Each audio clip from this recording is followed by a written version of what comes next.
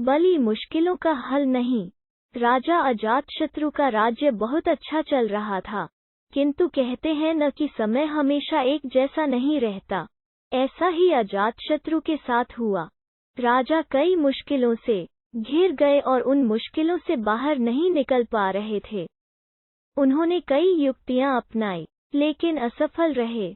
एक दिन उनकी मुलाकात एक तांत्रिक से हुई।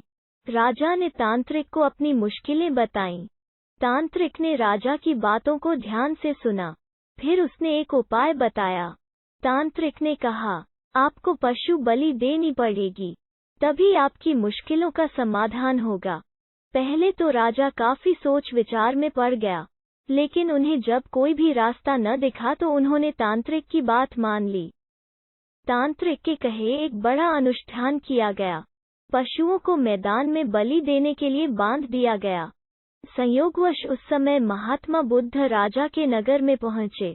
वे उसी स्थान से गुजर रहे थे जहां पर राजा ने अनुष्ठान कराया था। महात्मा बुद्ध ने जब देखा कि निर्दोष पशुओं की बलि दी जाने वाली है तो वे राजा के पास गए और बोले, राजन, आप इन निर्दोष पशुओं को क्यों मारने जा रहे हैं? उद्धरण। राजा बोले, महात्मा जी, मैं इन्हें मारने नहीं अपितु राज्य के कल्याण के लिए इनकी बलि देने जा रहा हूँ, जिससे सारे राज्य का कल्याण होगा। महात्मा बुद्ध बोले, क्या किसी निर्दोष जीव की बलि देने से किसी का भला भी हो सकता है? उद्धरण।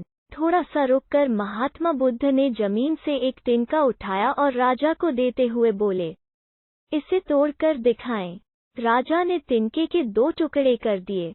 बुद्ध बोले, इसे अब पुनः जोड़ दें। राजा बोले, महात्मा जी, यह आप कैसी बातें कर रहे हैं? इसे तो अब कोई भी नहीं जोड़ सकता।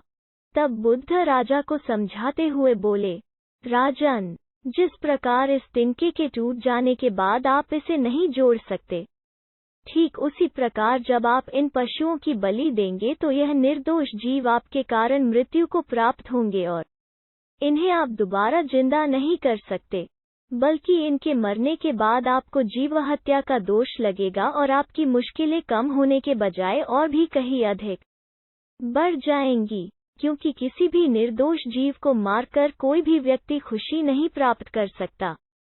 आपकी समस्या का हल निर्दोष जीवों को मारने से कैसे हो सकता है? आप राजा हैं, आपको सोच विचार कर निर्णय लेना चाहिए। अगर आप सच में अपनी मुश्किलों का हल चाहते हैं तो दिमाग से काम लीजिए। मुश्किलें तो आती जाती रहती हैं, यही जिंदगी का सच है। किसी निर्दोष जीव को मारने से समस्याएं नहीं समाप्त होंगी, बल्कि उसका हल आपको बुद्धि से ही निकालना होगा। बुद्ध की बात सुनकर अजातशत्रु उनके चरणों में गिर पड़े और अपनी भूल की क्षमा मांगने लगे।